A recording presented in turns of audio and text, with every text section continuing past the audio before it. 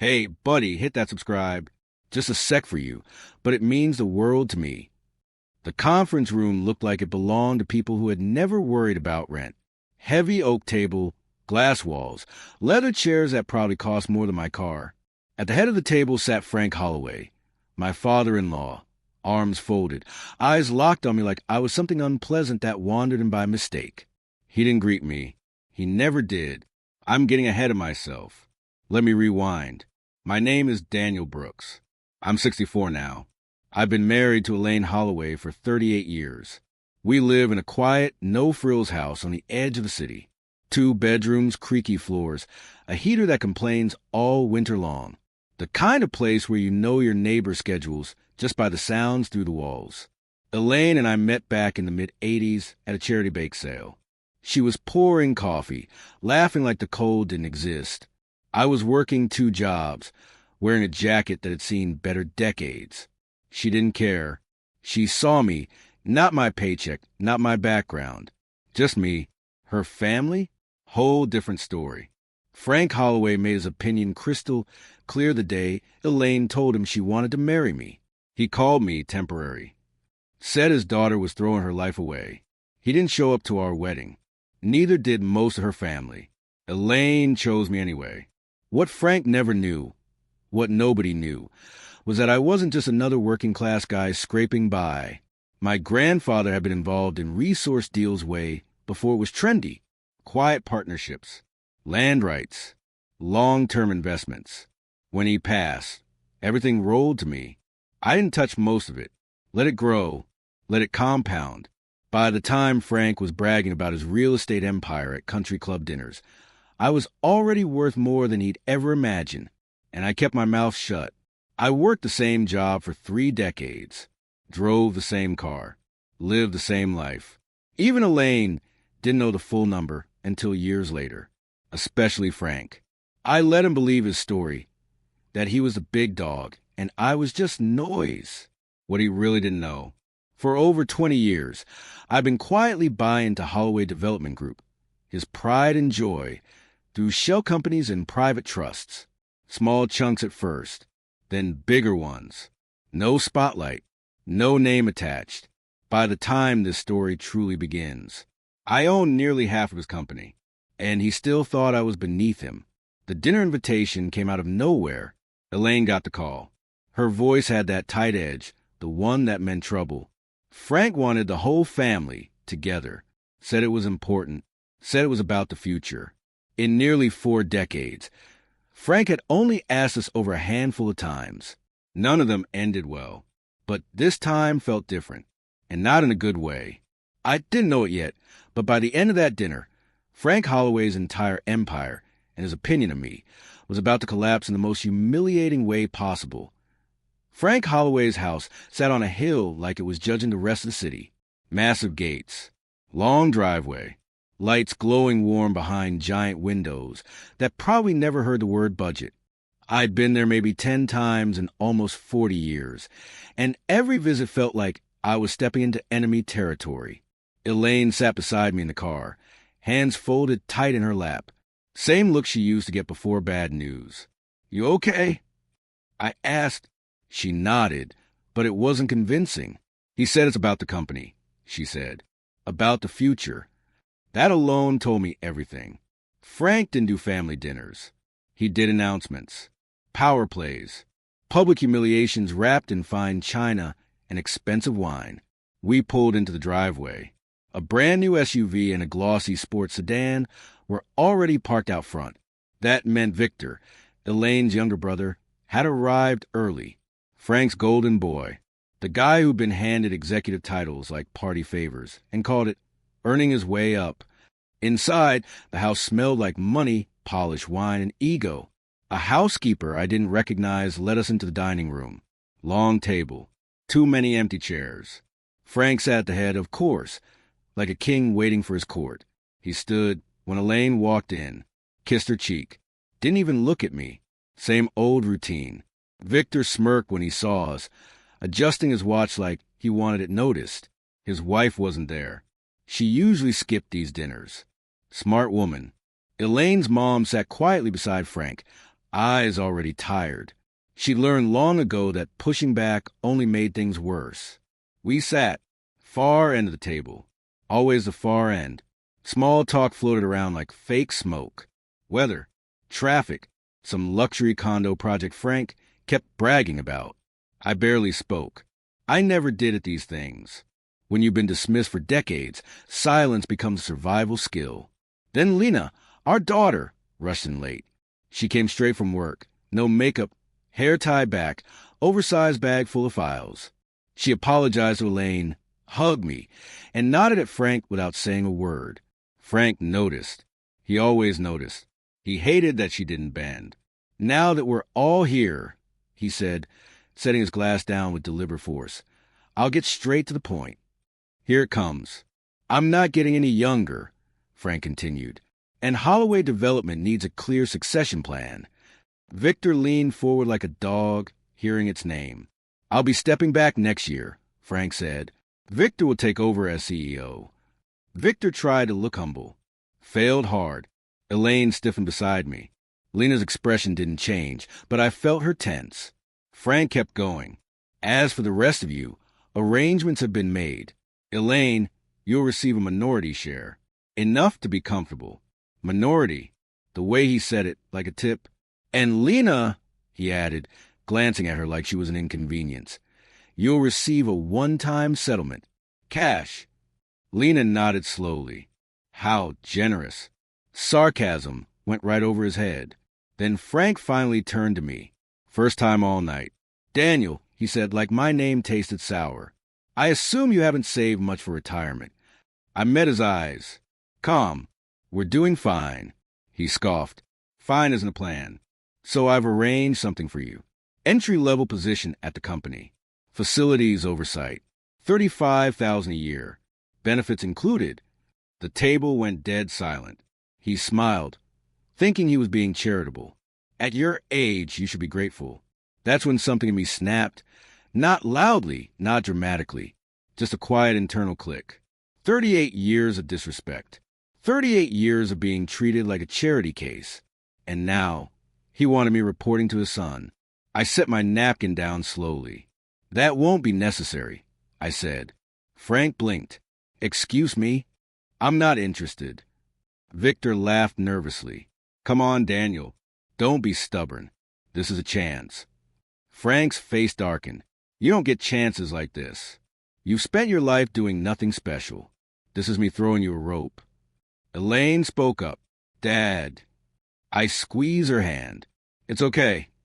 Frank leaned back, clearly annoyed. You've always been too proud for your own good. Living small. Dragging my daughter down with you. That was it. I stood. Frank, I said calmly, I think you misunderstood who you're talking to. His laugh was sharp. Oh, enlighten me. I pulled my phone from my pocket, and for the first time in decades, I decided to stop being quiet. Frank thought he was about to lecture me. He had no idea that in the next 5 minutes, he'd discover the truth, that the man he'd looked down on for nearly 40 years was the one holding his entire empire by the throat. I tapped the screen and swiped through my banking app. 6 accounts, multiple shell corporations, private trusts, all linked to Holloway Development. Frank's empire, piece by piece, quietly under my control for years. He had no clue, not a hint, not even a whisper. I looked up. Frank's smile had faded, replaced with confusion. Victor's jaw had gone slack. Elaine's grip on my hand tightened ever so slightly. Lena raised an eyebrow, barely concealing a smirk. Daniel, what is all this? Frank stammered. His voice cracked just a touch. Noticing that? Priceless. I slid the phone across the table toward him. The display showed recent stock movements, board approvals, and account ownership transfers. Every share of Holloway Development you brag about at those country club dinners? Half of it belongs to me. I said, voice calm, almost casual. Victor's chair scraped back as he lunged forward. You own. I do, I interrupted. Every major asset, every critical vote, and all of it was legal, quiet, clean, invisible.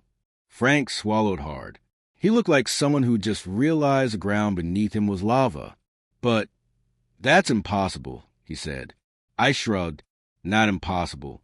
Just underestimated. Elaine leaned in, her voice cold as ice. You mocked him for decades, Dad. Thought you were untouchable. But Daniel has been playing a completely different game. Frank's face paled. I could see the gears turning. Pride, confusion, denial, all mixed in that expensive suit. I stood fully, letting the weight of the moment settle. Funny, isn't it? All these years, you treated me like I was nothing, like a joke.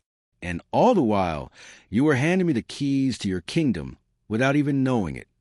Victor tried to interject, but I raised a hand. Hold that thought. Let's make one thing crystal clear. I don't need your approval. I don't need your respect. But I do need one thing. I let it hang for a second, then continued. You stepped down. Immediately. You and your little ego.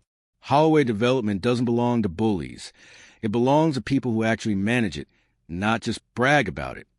Frank's hands trembled on the table. He looked like he wanted to argue, to command, but the numbers, the evidence, the truth, everything was mine now. And then the final blow. I reached for the board meeting schedule on my phone. Next week, all major decisions go through me. Every property, every contract, every financial move. The board has already been informed. Lena's smirk widened. Victor's face twisted with anger. Elaine just exhaled, satisfied. And Frank just sat there, a man who'd spent decades on top, suddenly realizing he'd been a pawn in someone else's game. I leaned in, voice quiet but deadly serious. 38 years of underestimating me. 38 years too many. But hey, better late than never. The room was silent, except for the faint clink of silverware. I could almost hear the echo of all the times Frank had dismissed me, laughed at me, tried to humiliate me, all of it coming back to him like a mirror. Then I turned toward Elaine and Lena. Dinner's over. Let's leave these boys to figure out what just hit them. We walked out. Frank tried to call after us, but no one was listening. Not Victor. Not Frank. Not anyone. By the time the sun rose the next morning, Frank Holloway wouldn't just have lost control. He'd have lost his pride, his image, and the empire he thought he owned. And the best part? He'd never see me coming next. The morning after the dinner, my phone didn't stop buzzing. Lawyers, accountants, board members, everyone confirming transfers, approvals, and legal filings. Holloway Development was officially mine, even if Frank hadn't yet wrapped his head around it. Frank called Elaine first, trying to pull her into his side. Elaine, what did Daniel do? This isn't, he can't. Elaine let the call go to voicemail. She knew better. No arguing with a man whose ego had just been crushed. I sipped my coffee calmly, watching the city wake up outside our kitchen window. Text from Lena. Dad, Victor is already sweating bullets. Should I post the news? I smirked. Not yet. Let him flounder a little longer. By mid-morning, Victor tried to assert himself. He called me, voice sharp. Daniel, this is ridiculous. You can't just... I laughed softly. Victor, you're cute when you think you have power, but you've been handed a kingdom without even knowing it belongs to someone else. Funny, right? Victor went silent. Typical. Numbers beat bravado every time. Meanwhile, Frank was panicking behind the scenes. Board members were calling, asking for confirmation of Daniel Brooks' authority. Emails marked urgent piled up in his inbox. His empire, his life's work, was slipping through his fingers faster than he could type a reply. And I watched it all unfold like a masterclass in irony. By noon, the media caught wind of a major change in Holloway Development's ownership. Rumors swirled. Mysterious investor takes control. Holloway patriarch ousted. Frank's carefully curated image of untouchable dominance shattered. Victor called again, this time frantic. Daniel, you don't understand. You're messing with the family. Dad's legacy. I interrupted. Legacy? Victor, legacy isn't about a name on a building or a trophy office. It's about control, management, vision, and I've got it. Victor's silence said more than words ever could. Even Frank tried to maneuver.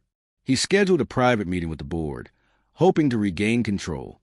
But the documents, the filings, the trust agreements, they were airtight. Every move he made only confirmed my ownership. Every attempt to fight me legally, futile. By evening, Frank's empire had transformed overnight, not in size, but in perception. People who once bowed to him were now waiting for Daniel Brooks' orders. And Frank Holloway, realized for the first time that all his swagger, all his dominance, meant nothing without substance behind it. Elaine poured herself a glass of wine and raised it to me. Well, that was satisfying. I grinned, and we're just getting started. Because the thing Frank didn't know, what no one knew yet, was that taking control was only step one. The real game was reshaping the company, proving to the world that the quiet man nobody respected had been the smartest player in the room all along. By the next week, Frank Holloway wouldn't just be humiliated, he'd be powerless. And Victor? Let's just say he was about to learn what it feels like to be last in line for the first time in his life. By Monday morning, Holloway Development was a different beast. Emails went out under my name. Decisions flowed through me. Board members who used to smile nervously at Frank's jokes now looked to me for guidance, respect in their eyes this time. Victor stormed into my office, slamming the door. "Daniel, you cross a line. You can't just—" I leaned back in my chair, fingers steepled. "Victor, I think you misunderstand. I didn't cross a line. I just finally drew the one you never notice." He swiped at a stack of files on my desk. "Dad built this. You have no idea." I cut him off. "Actually, Victor, I know more than you ever will. And I've been planning this quietly for decades while you were busy posing for Instagram and handing out business cards like candy." His face twisted with frustration. "You think this makes you powerful? It's temporary. My dad will—" I held up a hand. "Will what? Cry? Complain? Try to bully me like he always did? Nah, he's learning. Slowly, painfully, and it's about time." Meanwhile, Frank was trying everything in his arsenal. Lawyers, calls, old contracts, threats of litigation. Every move was predictable, weak. Every attempt to undermine me only made my control firmer. By midweek, I started making strategic decisions, restructuring leadership, reallocating funds, cutting unnecessary expenses, and redirecting projects that Frank had mismanaged for years. The company ran smoother than ever. Victor tried to sabotage me. Small leaks, whispered rumors, half-hearted attempts at board manipulation. But Daniel Brooks wasn't just a quiet husband and father anymore. He was a strategist. I anticipated every move, countered every ploy, turned their own tactics against them. Frank called me, voice trembling. "Daniel, please, can we talk?" I answered casually. "Sure, Frank. Boardroom or your living room?" "Boardroom," he muttered. I just want a chance to explain." I smiled to myself. "Oh, I'll give you a chance, but it won't be the way you think." By the end of the week, word had spread. Employees who once laughed at me quietly started respecting me openly. Vendors who once demanded inflated payments now accepted my terms. Holloway Development's image, built over decades on Frank's ego, was evolving under my quiet guidance. Victor sat in the corner during a company briefing, sweating. Frank hovered in the back, jaw tight, pride crumbling. They realized too late. Respect is earned, power isn't inherited, and the man they underestimated for decades had the whole board in his pocket. Elaine nudged me as we left the office that Friday. "You really are relentless, you know that?" I shrugged. "Relentless? Nah, just finally playing a game by the rules everyone else ignored." Frank Holloway's empire was mine in control, but the final move? That was coming. Victor and Frank thought they'd seen the storm, but they had no idea the hurricane was just warming up. The IT was Friday afternoon when I called the final board meeting. Everyone knew why they were there, but Frank and Victor still acted like they controlled the room. Old habits die hard. Frank sat at the back, chest puffed, trying to project authority. Victor whispered to him, clearly hoping for some last-minute salvation. Neither realized the tide had completely shifted. I walked in calmly, Elaine and Lena beside me. No swagger, no theatrics, just presence. Power isn't loud. It's silent until it's undeniable. I opened the meeting. Gentlemen, ladies, let's get to business. Frank tried to interject. Daniel, we need. I raised a hand. No interruptions. Today, we're going over the new company's structure. Decisions, leadership, and future strategy led entirely by me. A murmur went through the board. Frank's face twisted. Victor's hands tightened into fists. I gestured toward the projections. Graphs of profitability. Realigned leadership charts. New investment moves. Everything meticulously planned, executed, and approved under my authority. From this point forward, I continued, all major decisions go through this office. All financial approvals, all contracts, all company strategy. It's my call. Frank coughed, struggling to regain composure. You can't. I leaned forward, voice low but lethal. Oh, I can. And I just did. Victor tried one last desperate tactic. Speaking over me. Daniels, he's undermining. Victor, I said, cutting him off with a single glance. You've been undermining yourself your whole life. Stop embarrassing yourself. Board members looked on, stunned. Some suppressed smiles, some relief. They'd finally seen real leadership. Then I dropped the final blow. Effective immediately, Frank Holloway will step back from all active management roles. Advisor, if you like. But the company isn't a playground for your ego anymore. Frank's jaw dropped. Victor's mouth opened and closed like a fish out of water. The room was silent, except for the faint click of my watch. Elaine leaned over, whispering, You really did it. I smirked. We did it. The day ended with Frank and Victor humiliated, not publicly cruel, but in the only way that mattered. Their empire wasn't gone, but their control? Gone. Their pride? Crushed. Holloway Development ran smoother, smarter, and stronger under quiet hands that nobody had ever expected. Later that evening, Elaine and I sat on the porch, watching the sun dip behind the city skyline. Lena joined us, her laptop forgotten for the moment. Feels good, Elaine said softly. Better than good, I replied. Feels like justice, but not the loud kind, the kind that lasts. I looked at them, the two most important people in my life, and smiled. Silent, underestimated, disrespected for decades. Yet here I was, in control, respected, unseen no more. Because sometimes the quietest man in the room holds the most power. Frank Holloway had underestimated me for 40 years. But Daniel Brooks? I never underestimated anyone, not even myself. And that made all the difference.